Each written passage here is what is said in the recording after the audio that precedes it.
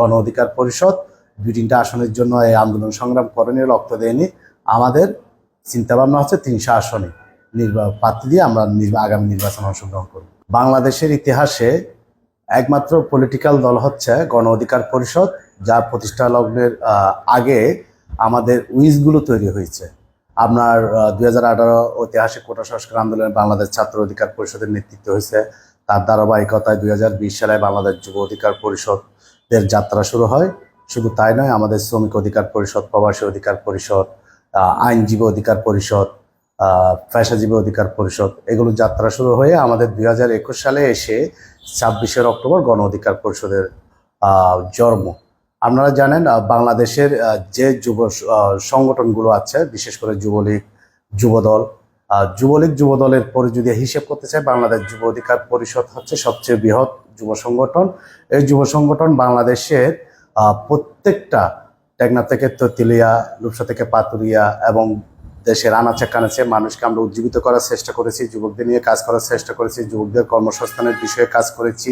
আমরা 2022 সালের যুবকদের নিয়ে 7 দফা দাবি নিয়ে কিন্তু মাঠে দীর্ঘ সময় আন্দোলন করেছি। তাদের কর্মসংস্থান, তাদের দক্ষতা, তাদেরকে বিদেশে পাঠানোর ক্ষেত্রে কারিগরি প্রশিক্ষণ নিয়ে সব ক্ষেত্রে আমরা বাংলাদেশের যারা যুব সমাজ আছে তাদেরকে বিভিন্ন কর্মকাণ্ডের মাধ্যমে এবং যুবকদের উজ্জীবিত করার জন্য যতটুকু আমাদের কর্মসূচি নেওয়া দরকার সব কিছুর মাধ্যমে আমরা যুবকদেরকে সম্পৃক্ত করেছি। তার ধারাবাহিকতায় বাংলাদেশ যুব অধিকার পরিষদ জেলা এবং মহানগর মিলিয়ে 79টা ইউনিটে আমাদের কিন্তু কমিটির কার্যক্রম আছে। শুধু তাই নয়, আমাদের কমিটি 79 ইউনিটের পাশাপাশি আমাদের ওয়ার্ড ইউনিয়ন কমিটি পর্যন্ত কমিটি হয়ে গেছে।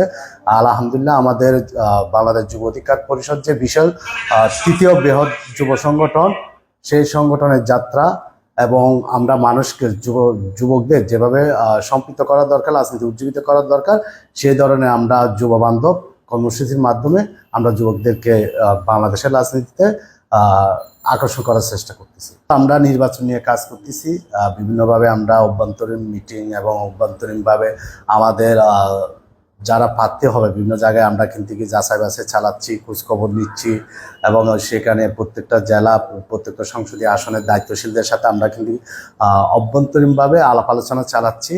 আমাদের আগে থেকে ঘোষণা ছিল আমরা এককভাবে নির্বাচনে প্রার্থী দিব এবং আমাদের এখন পর্যন্ত এককভাবে নির্বাচনে যাওয়ার জন্য আমরা যেভাবে প্রস্তুতি নেওয়ার দরকার সেই প্রস্তুতিটা নিচ্ছি। আমরা ইতিমধ্যে কিন্তু খুব শীঘ্রই আমরা কিন্তু প্রার্থী ঘোষণা করব। একসাথে হয়তো আমরা সব প্রার্থী ঘোষণা করবো না, ধাপে ধাপে যেগুলো ওকে হয়েছে, যেখানে আমরা আলোচনা করছি যাকে আরে প্রার্থী দিব এবং যোগ্য প্রার্থীগুলো আমরা যাচাই বাছাই ইতিমধ্যে প্রায় করা শেষ। আমরা সামনের দিকে প্রার্থীর তালিকা ঘোষণা করব ধীরে ধীরে এবং আমরা নির্বাচনের দিকে এখন ধাবিত হব।